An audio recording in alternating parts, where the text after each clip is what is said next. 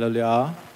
로마서 강의 4번째 시간입니다. 오늘은 복음을 2번째 기회를 얻는 것이다 라는 제목으로 하나님 말씀 함께 나누도록 하겠습니다. 여러분께 질문을 하나 드리면서 말씀을 시작하고 싶습니다. 학교에서 선생님들, 우리 교회도 선생님들 있지 않습니까? 교사들이 있는데 선생님들이 학교에서 학생들을 가르칠 때 시험을 치는 것이 어렵습니까? 아니면 학생들을 시험을 쳐서 그것을 패스하게 만드는 것이, 훈련시키는 것이 어렵습니까? 뭐가 어렵겠습니까? 훈련시키는 게 어렵죠.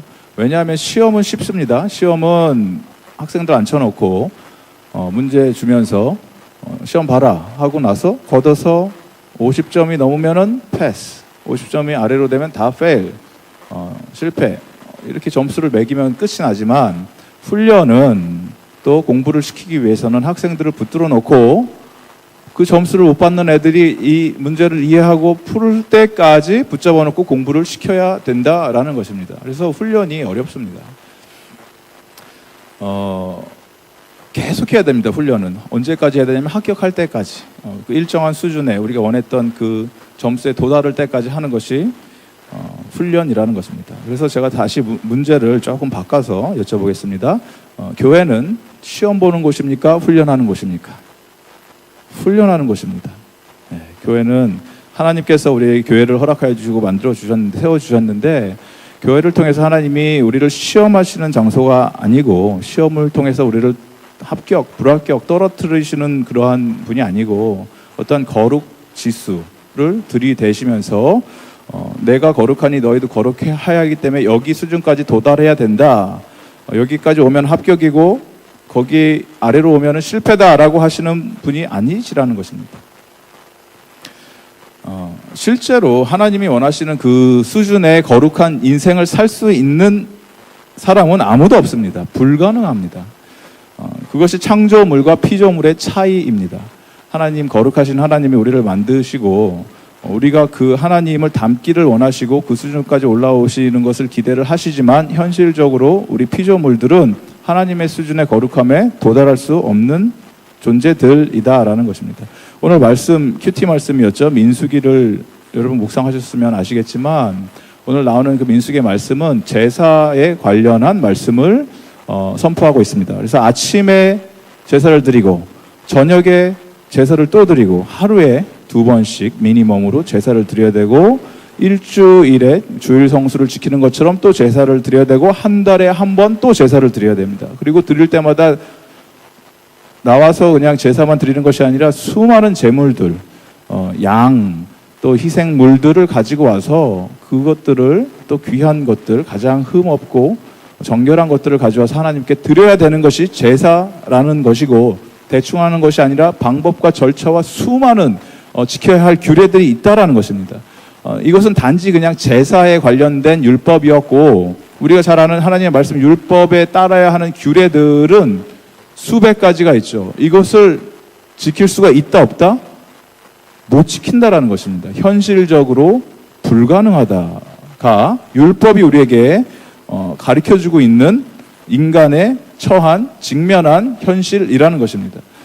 그래서 율법의 역할은 우리에게 시험지를 나눠주고 난 이후에 이렇게 살아라 저렇게 살아라 얘기를 해주면서 합격과 불합격을 나누는 것이 바로 율법의 역할입니다. 그리고 그 율법의 시험지를 우리가 다 받아들었을 때 시험을 채점해서 결과를 받아들게 됐는데 그 결과는 모든 사람들이 불합격이다. 3장 10절의 말씀이죠. 로마서. 의인은 없나니 하나도 없다. 다 페일이다. 그것이 율법의 마지막 선포입니다. 우리에게 하고 있는. 그렇지만 하나님께서는 우리를 합격과 불합격으로 나누시는 분이 아니십니다. 하나님은 우리를 훈련시키시는 분입니다. 언제까지 훈련시키시냐? 하나님이 원하시는 그 장성한 믿음의 분량의 수준에 이르기까지 하나님께서는 우리를 손잡아 주시고 예수 그리스도를 믿음으로 말미암아 우리에게 구원받은 하나님의 자녀의 삶을 누릴 수 있도록 이끌어 주시기 위해서 끌고 오시는 분이 바로 하나님 아버지의 마음이라는 것입니다. 시험을 쳐서 떨어뜨리고자 하는 것은 사탄의 마음입니다. 그렇죠? 시험을 다른 말로 얘기를 하면 정죄입니다. 정죄. 선을 그어놓고 이 선을 넘으면은 당신은 탈락입니다. 이 안에 있으면은 괜찮습니다. 블랙 앤 화이트, 흑과 백의 논리로 철저하게 구분지어 놓고 나누는 것은, 이분법적으로 모든 것을 해석하는 것은 사탄이 하는 일입니다. 로마 교회 안에서, 오늘 말씀을 보니까 로마 교회 안에서 유대인과 이방인 사이에 팽팽한 긴장감이 돌기 시작하는 것을 느낍니다.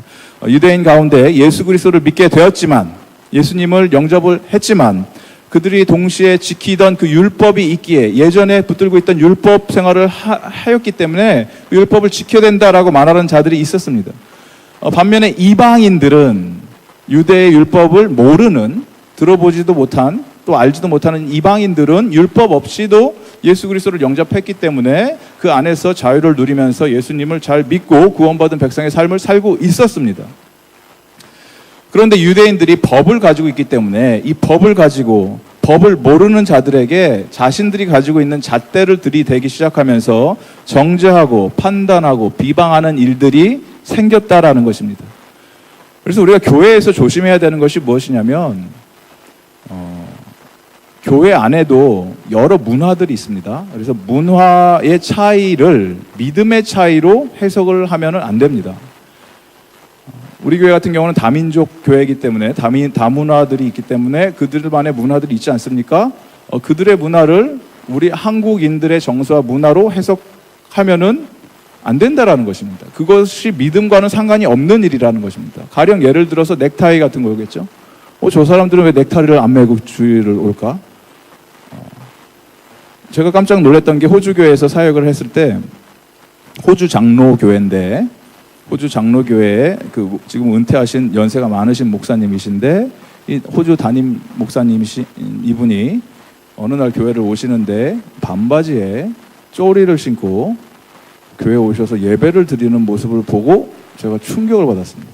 저도 호주에서 20년 가까이 생활을 했지만, 그래도 대부분의 호주 목사님들도 넥타이 매고 정장을 입고 오는데 이분은 그렇게 와서 깜짝 놀랐습니다. 그리고 예배를 나오셔서 예배를 잘 드리고 가시는 모습을 봤습니다. 그런데 그 목사님이 우리 호주 장로 교단에서 가장 존경받는 목사님 중에 한 분입니다. 근데 그분을 바라보면서 제가, 왜 저분은 저렇게 입고 왔을까? 나와 다르기 때문에 만약에 그분을 정죄했다면 저는 오늘 말씀에 따르면 심각한 범죄를 저지른 것이 되는 것입니다. 나와 다르기 때문에 저 사람은 틀렸다라고 얘기하는 순간 그것은 정죄입니다. 우리가 복음 안에 산다는 이 말씀은 다른 것이 아닙니다. 나와 다른 사람들을 품고 그들을 이해하고, 심지어는 내가 불편해도 그들에게 맞춰줘서 그들과 함께 갈 수 있는 것이 바로 복음을 살아내는 능력이라는 것입니다. 오늘 말씀의 1장에서 여러분 기억을 하시면은 1장에서 나타난 그 하나님의 율법을 알지 못하는 자들의 특징들이 쭉 나오죠. 마지막 절에 모든 불의, 추악, 탐욕, 악의가 가득한 자, 살인, 분쟁, 사기, 악독이 가득한 자들, 이런 이 리스트들이 쭉 나오면서 그 전에 나왔던 것이 하나님의 창조 질서를 무너뜨리는 대표적인 예로 동성애를 듭니다.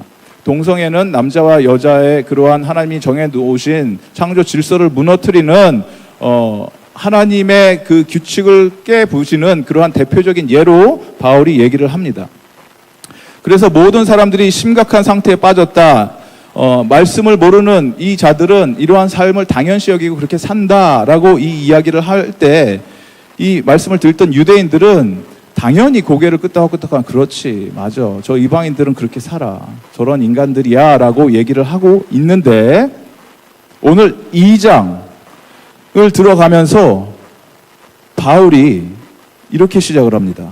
그러므로 남을 판단하는 사람아, 누구를 막론하고 내가 핑계하지 못할 것은 남을 판단하는 것으로 내가 너를 정죄함이니 판단하는 내가 같은 일을 행함이니라. 여기서 나오는 이 상황이 어떤 거냐면, 여러분 드라마에서 이 반전 드라마 있지 않습니까? 드라마 한참 재밌게 보다가 전혀 예상하지 못했던 이 반전이 일어나는 그러한 상황입니다. 유대인들에게 있어서는 사도 바울이 그렇지, 사도 바울 잘한다. 이방인들 그러한 자들이다. 그런 악독과 불의를 행하는 악한 자들이다. 율법을 모르기 때문에 그렇게 살아왔다라고 하고 있는데 갑자기 유대인들에게 바울이 찬문을 확 끼얹습니다. 그러면서 하는 얘기가 너희가 지금 이방인들을 판단하느냐? 누구를 막론하고 너희가 핑계를 대지 못할 것은 판단하는 그것으로 내가 스스로를 지금 정죄하고 있는 것이다. 하나님께서는 동일한 기준으로 그렇게 정죄를 하는 너희들을 판단할 것이다 라고 이야기를 하고 있다는 것입니다. 그래서 존 스타트, 영국의 유명한 목사님이시죠. 존 스타트 목사님은 이 말씀, 이 구절을 묵상하시면서 떠오르는 그림이 무엇이었냐면, 그때 당시에는 이 녹음 테이프가 있으니까, 테이프 시절, 테이프 아십니까 여러분? 젊으신 우리 청년들, 테이프 있습니다. MP3 말고 테이프를 눌러서 녹음을 합니다. 말씀을. 그래서 이 말씀을 보면서 하나님께서는 invisible tape, recording tape를 가지고 계시다. 우리가 표현하는 것, 우리가 말하고 있는 것, 우리가 생각하고 있는 이 모든 상황들을 상대방을 향해서 정죄의 말을 뱉고 판단을 하는 것들, 이 모든 것들을 하는 순간 이 녹화 버튼을 누르신다는 것입니다. 우리가 표현했던 모든 것들이 다 그 하나님의 보이지 않는 테이프 속에 기록이 돼서 마지막에 우리가 하나님 앞에 섰을 때 네가 그렇게 의롭게 살았느냐, 다른 사람들을 판단하면서 너는 옳게 살았다고 생각을 하고 있느냐, 한번 보자 라고 하면서 내가 판단한 그 판단으로 내가 너를 판단하겠다 하시면서 그 테이프의 플레이 버튼을 누르십니다. 그리고 내가 얘기했던 그것 그대로 나를 하나님께서 판단을 하신다라는 말씀입니다. 그래서 율법을 아는 사람이든 율법을 모르는 사람이든 이방인이나 유대인이나 똑같이 죄로 말미암아 죽을 수밖에 없는 운명이다. 결국에 우리 모두가 하나님 앞에 심판을 받게 될 것이다 라고 바울이 이야기를 하면서, 그런데 하나님께서 이 심판을 잠깐 홀딩하고 계신다 라고 얘기를 하면서 그 이유를 4절에서 설명을 하죠. 4절 말씀이 이렇습니다. 혹 내가 하나님의 인자하심이 너를 인도하여 회개하게 하심을 알지 못하여 그의 인자하심과 용납하심과 길이 참으시는 풍성함을 멸시하느냐. 복음은, 여러분, 복음은 따라해 보십시오. 복음은 기다리는 하나님을 만나는 것이다. 복음은 우리를 기다리고 계시는 하나님을 만나는 것이 복음입니다. 기다리시는 이유는 단 한 가지, 하나님의 인자하심이 풍성하기 때문에, 오래 참으심이 무궁하시기 때문에 참고 기다리고 인내하고 계신다라는 것입니다. 지금도 저와 여러분을 하나님께서는 기다리고 계신다라는 것입니다. 우리가 복음 안에 산다고 하는데 그것이 구체적으로 무슨 의미가 있습니까? 우리에게 복음이라는 것이. 그래서 복음은 하나님께서 우리에게 두 번째 기회를 허락해 주셨다라는 것입니다. 저와 여러분은 하나님이 두 번째 기회를 허락해 주신 것을 믿으십니까? 우리 인생에 있어서 예수님을 알기 전에는 내가 죄인으로 살면서 하나님을 대적하면서 세상을 쫓아 살면서 마음이 가는 대로 내 육신의 정욕대로 살면서 하나님을 대적하며 살았는데, 하나님의 생명의 복음의 말씀이 내 안에 들어오니까 이제는 내가 다시 기회를 얻은 새로운 인생이 되었다라는 것이 복음이라는 것입니다. 그래서 복음을 우리가 얘기할 때 born again, 다시 태어난다, 거듭난다. 니고데모가 하나님 나라에 어떻게 들어가야 됩니까? 하니까 예수님이 말씀하시죠. 진실로 진실로 내가 말하노니 내가 거듭나지 아니하면 하나님 나라를 볼 수 없다. 거듭난 게 복음이라는 것입니다. 다른 얘기로 우리에게 하나님께서 새로운 기회를 주어주셨고, 예전 것은 지나갔고 보라 우리는 이제 새 피조물이 되었다라는 것입니다. 예수 그리스도 안에 있는 자는 더 이상 예전에 살던 그 과거의 인습과 우리가 끌려다니는 죄의 권세에 무너지는 자들이 아니라 새로운 인생을 주셨기 때문에 이제는 새 출발을 하는, 새 삶을 사는 그러한 은혜를 누리는 자들이라는 것입니다. 그렇기 때문에 우리가 예수를 믿게 된 사람들에게 지난날의 과거의 잘못들, 예전의 실수, 그런 것들이 자꾸 떠오르게 만들고 죄악된 나의 모습이 자꾸 떠오르게 만드는 것은 여러분 성령의 역사가 아닙니다. 정죄하고 비난하고 비평의 화살로 넘어뜨리려 하는 것은 악한 영의 역사입니다. 우리를 자꾸 무너뜨리게 만들어서 너가 그렇게 살면서 어떻게 하나님의 자녀냐, 아니다라고 무너뜨리는 악한 영이라는 것입니다. 그래서 내 안에, 저와 여러분, 우리 안에 복음이 있다면 여러분 어떠한 공격이 들어와도 정확하게 분별할 수 있는 그러한 능력이 있으심을 여러분 믿으시기 바랍니다. 그 능력 붙들고 우리가 버텨야 된다는 것입니다. 견뎌야 된다는 것입니다. 복음이 필요한 사람들이 누굽니까? 복음이 필요한 자들은 죄인들이 필요하죠. 의인에게 복음이 필요하지 않습니다. 복음, 좋은 소식은 이 환자들한테 필요한 것입니다. 영적으로 죽어가는 환자들에게. 그래서 교회는 여러분, 어떤 사람이 이런 얘기를 했죠. 그 교회는 성인들이 모인 박물관이 아니고, 거룩한 사람들이 모여있는 죽어가는 그러한 생명력 없는 박물관이 아니고, 교회는 죄인들을 위한 병원이다 라고 표현을 했습니다. 그렇기 때문에 교회 안에서는 이 죄인들의 회복의 역사가 일어나는 현장이 교회고, 교회 안에서는 변화의 과정들이 일어나는 곳이 바로 교회라는 것입니다. 이 세상에 여러분 완벽한 교회는 잘 아시겠지만 존재하지 않습니다. 나는 완벽한 교회를 알고 있습니다 라고 하시는 분들이 계시면 여러분들이 그 교회 가시면 안 됩니다. 더 이상 완벽해지지가 않습니다. 그 교회는 여러분이 가심으로 말미암아 완벽한 교회는 없습니다. 이 세상에. 다른 말로 우리가 교회를 세워나갈 때 완벽을 추구하는 것이 우리의 목적이 아니라는 것입니다. 교회는 완벽해질 수 있는 것이 아닙니다.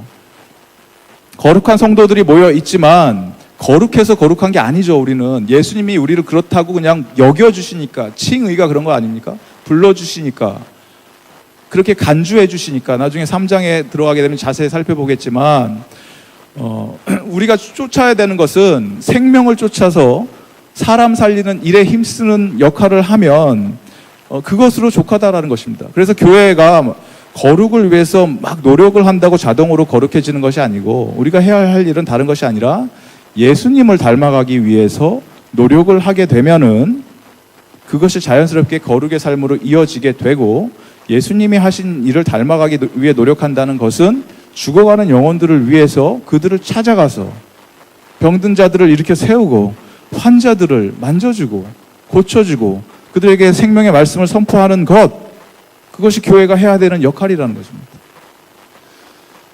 우리 교회도 마찬가지로 이 거룩한 척하는 종교 놀이하는 현장이 아니라 여러분 부족하고 연약하고 무너지고 죄의 문제 때문에 신음하는 사람들이 있는데, 이들을 품으면서 이 형제 자매들을 함께 세워나가는 이 생명의 역사가 일어나는 믿음의 공동체가 되기를 주님의 이름으로 간절히 축원합니다. 그렇게 하기 위해서 우리에게 반드시 필요한 마음이 이 마음입니다. 그럴 수도 있지. 이 마음을 여러분이 꼭 품으셔야 됩니다. 옆에 계신 분들한테 이렇게 좀 인사했으면 좋겠습니다. 괜찮습니다. 그럴 수도 있습니다.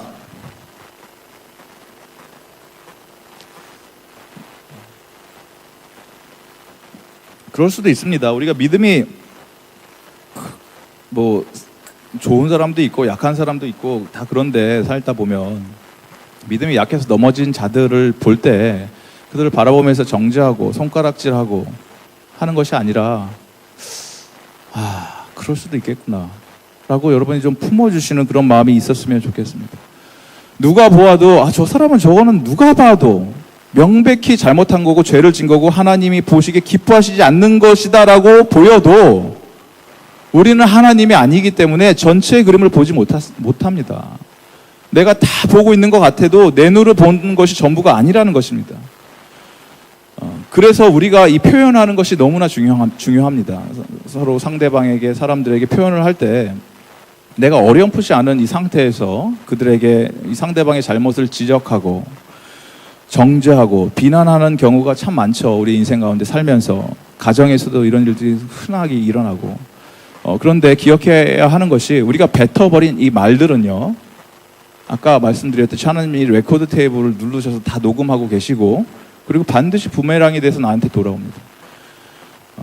혼잣말로 아무도 듣지 않는 곳에서 혼잣말도 하면 안 됩니다. 왜냐하면 하나님이 다 기록하고 계십니다. 들으시는 하나님, 민수기 14장 28절에 보면은 우리가 민수기를 쭉 묵상하지 않습니까? 민수기에 출애굽하는 백성들이 이 불만과 불평이 끊이질 않는데 그렇게 불평하는 그 백성들에게 하나님이 이렇게 말씀하십니다. 그들에게 이르기를 여호와의 말씀에 내 삶을 두고 맹세하노라. 너희 말이 내 귀에 들린 대로 내가 너에게 행하리니. 하나님이 들린 대로 행하신다고 하십니다.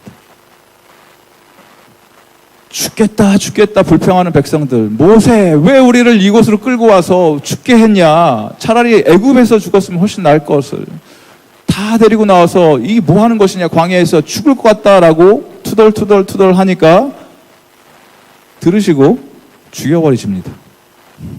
다 죽습니다. 민수기 아닙니까? 우리가 지금 묵상하고 있는 민수기의 내용이 12 정탐꾼들이 정탐을 하고 난 이후에 10명은 현실을 얘기한 거죠. 그것이 현실적인 것입니다. 철저하게 냉철하게 객관적으로 분석을 한 것입니다. 그들은 거인같이 크고 우리는 메뚜기 같다. 가서 싸우면 이길 확률이 없다. 맞는 얘기를 한 것입니다. 믿음이 없는 얘기를 한 것이죠. 하나님의 약속을 저버리고. 하지만 자기가 바라본 것의 현실적인 것을 정확하게 얘기를 한 거죠. 그러니까 그들은 메뚜기 같다고 하니까 메뚜기 같이 살다 죽습니다. 나머지 2명, 여호수아 갈렙. 저들은 우리의 밥입니다. 우리가 능히 이길 수 있습니다. 그 2명은 하나님 나라의 기업의 축복을 누리는 자들이 된다라는 것입니다. 우리가 말하는 대로 모든 것이 이루어집니다. 여러분, 메뚜기 같은 그러한 표현하지 마시고 그들은 우리의 밥입니다 라고 담대히 선포하면서 하나님 앞에 쓰는 저와 여러분 되기를 바랍니다. 우리의 입술의 고백이 그대로 열매로 맺히게 된다는 것입니다.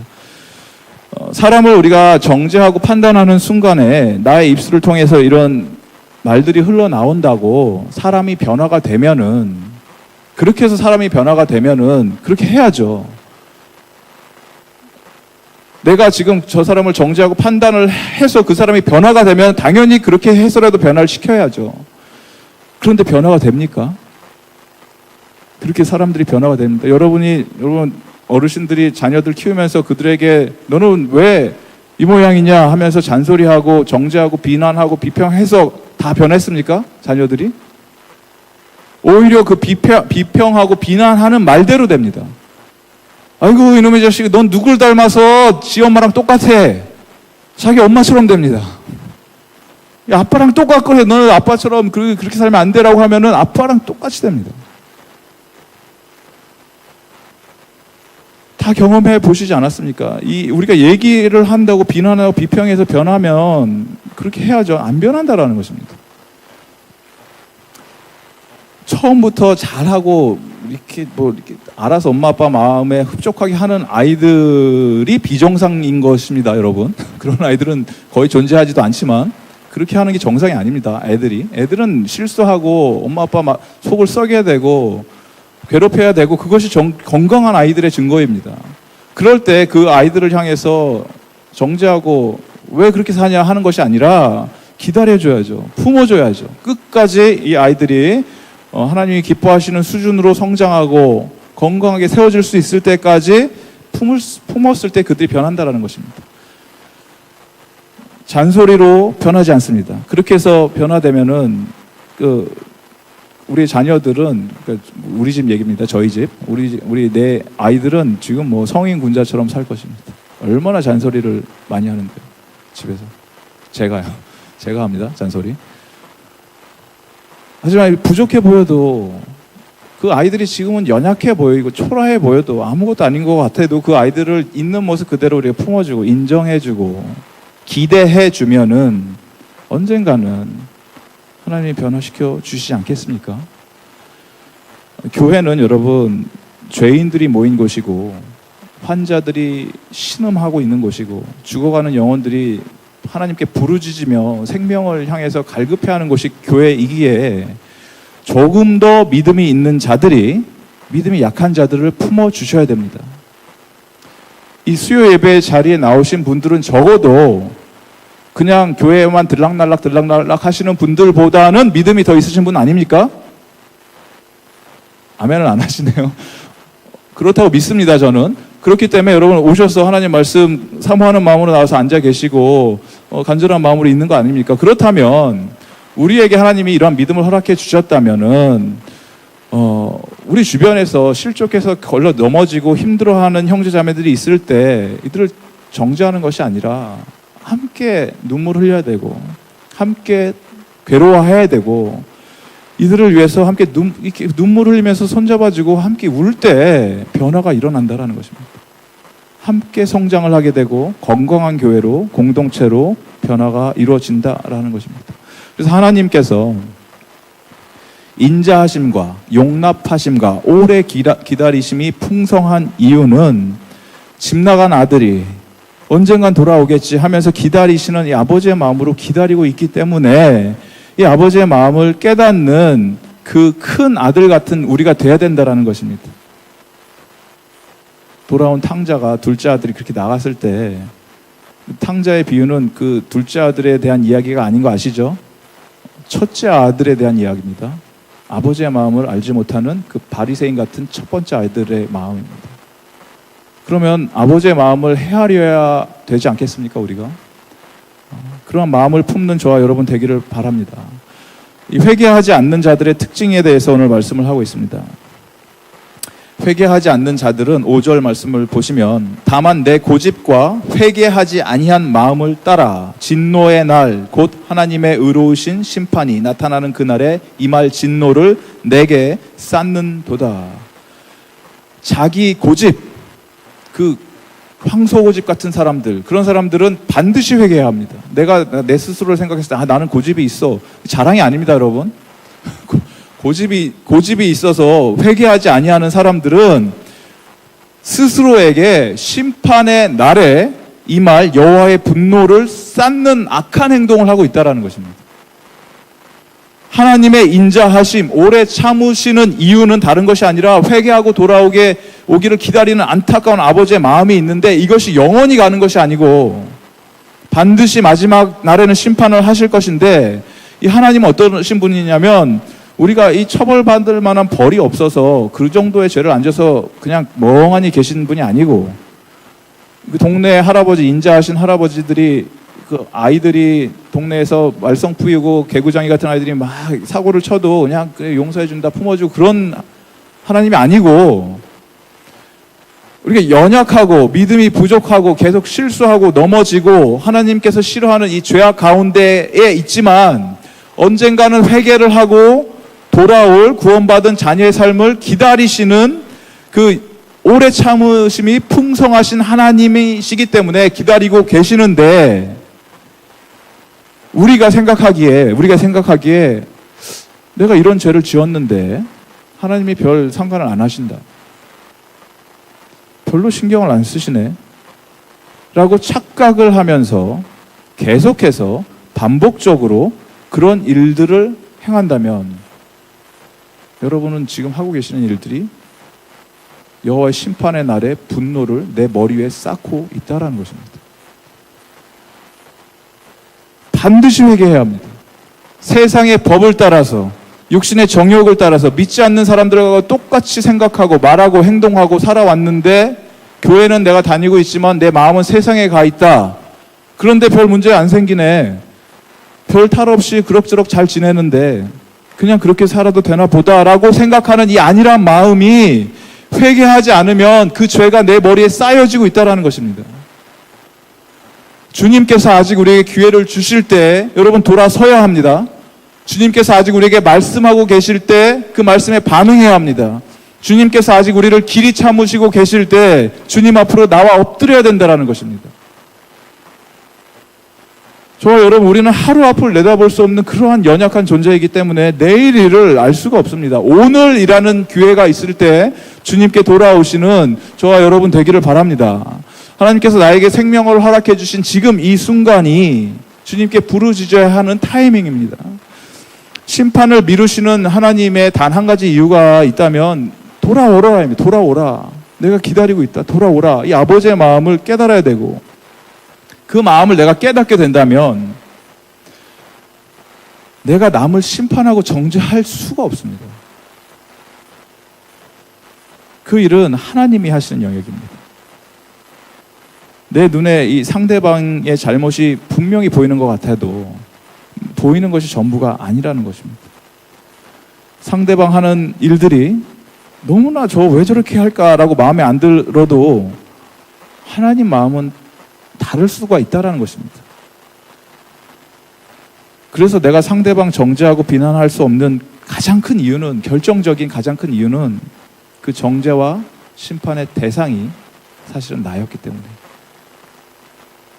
내가 그렇게 심판받아서 죽었어야 되는 존재였고, 내가 정죄받아서 하나님 앞에 섰을 때 기회가 없는 자였는데 하나님은 나를 참으십니다.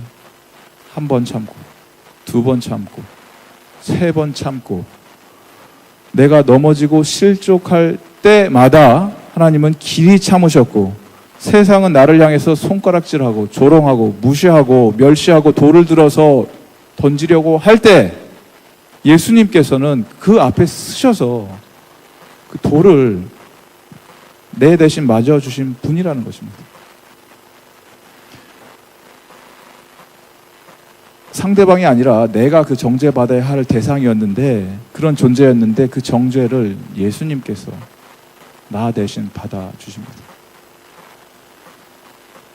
그런데 내가 누구를 어떻게 손가락질 하겠습니까?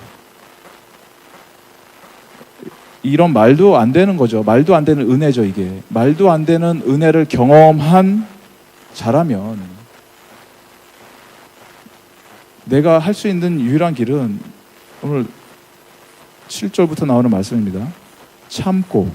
참아야 됩니다. 그냥 무작정 참는 것이 아니라 참으면서 선을 행하는 것입니다. 선을 행하는 것을 참는 것입니다. 선을 행하는 것을 참았을 때 비로소 우리에게 하나님이 영광과 존귀와 썩지 아니하는 것으로 채워주십니다. 그때야 비로소 우리에게 영생의 기쁨이 찾아오게 되는 것이고, 내 안에 하나님이 주시는 평강이 찾아오게 됨을 믿으시고, 여러분 선을 행하되 낙심치 않는 저와 여러분 되기를 바랍니다. 반대로 또 오늘 말씀이죠. 악을 행하는 자들의 특징은 뭐냐면 8절에 보니까 당을 지어서 진리에서 멀어지는 자들, 그 여론 조성하고 하나님의 진리인 것처럼 말하면서 정죄하고 비난하고 비평하는 자들은 사실은 하나님의 진노와 분노가 그들에게 기다리고 있다는 것입니다. 하나님은 공평하신 하나님이십니다. 실수가 없으신 하나님입니다. 그래서 우리 연약하고 부족한 모습으로 서 있지만 그런 우리를 지금도 기다리고 계십니다. 죄인 오라 하실 때 내가 달려가면 됩니다. 양팔 벌려서 기다리고 계시는 그 예수님 품에 안기는 그러한 죄인임을 여러분 인정하는 축복이 우리 가운데 임하기를 바랍니다. 우리가 심각하게 영적으로 병들어 죽어가고 있는데 첫 번째 구원받을 수 있는 조건은 다른 것 아닙니다. 나는 죽어가고 있습니다를 인정하는 것입니다.